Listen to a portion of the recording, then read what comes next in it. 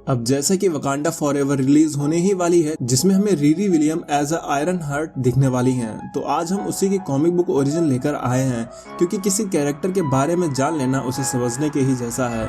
तो कॉमिक्स में रीरी का ओरिजिन कुछ इस तरह से दिखाया गया है। जब रीरी अपने माँ के पेट में होती है तभी उसके फादर की डेथ हो जाती है, जिस वजह से रीरी के पैदा होने के बाद उसकी लाइफ उतनी आसान तो नहीं रहती।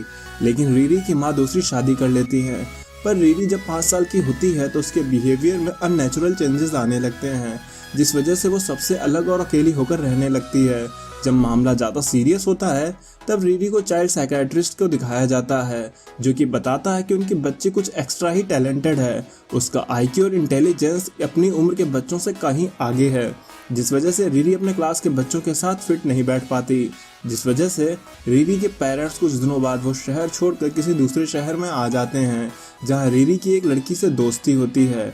उस लड़की का नाम नैटली होता है। जब रीरी 10 साल की होती है तब नैटली रीरी के गैराज में पड़े भंगार से कुछ चीजें बनाती देखती है। पर एक दिन जब रीरी नैटली के साथ पार्क में खेल रही होती है कि तभी वहां पर कुछ गुंडे आकर गोलियां चलाने लगते हैं। रीरी के स्टेप फादर उनको बचाने की कोशिश करते हैं, पर रीरी के स्टेप फादर और नैटली दोनों ही मारे जाते हैं, जिसके बाद रीरी अकेली पड़ जाती है।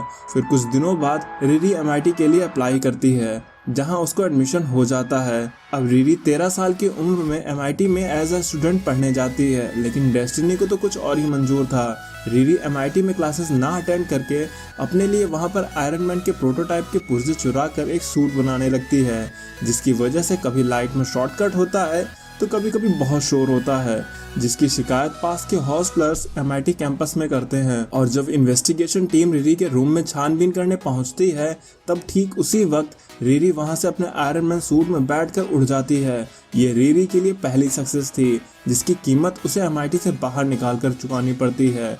लेकिन जब रीरी अपने आयरन मैन सूट में उड़ रही होती है तब वो देखती है कि कुछ बदमाश एक गाड़ी चुरा कर भाग रहे होते हैं, जिसको रीरी रोकती तो है, पर उसका बनाया हुआ पहला सूट वहीं पर खराब हो जाता है। अब रीरी के पास ना तो कॉलेज था और ना ही आयरन मैन सूट था। वो तो उसकी 13 साल की उम्र की वजह से उसे पुलिस कस्टडी में नहीं लिया गया, वरना हो सकता था कि रीरी को जेल भी जाना पड़ता। पर तभी एंट्री होती है टोनी स्टार्क की। वो रीरी के घर आकर उसे पर्सनली मिलता है, क्योंकि अपना टोनी स्टार्क रीरी के पोटेंशियल को समझ चुका था। जिसके बाद आयरन मैन रीरी को काफी कुछ सिखाता है। पर तभी सिविल वॉर का एक इवेंट स्टार्ट हो जाता है, जिसमें कैप्टन मार्वल के हाथों आयरन मैन कोमा में चला जाता है।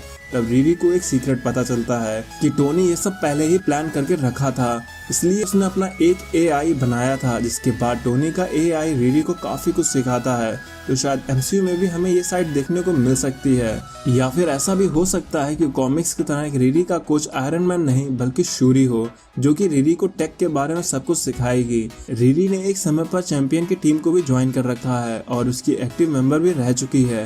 रीरी की एक स्टोरी हमें invincible iron man comic series में भी देखने को मिलती है, जिसको मैंने काफी पहले अपने चैनल पर कवर कर दिया था। चाहो तो उसे आप देख सकते हो।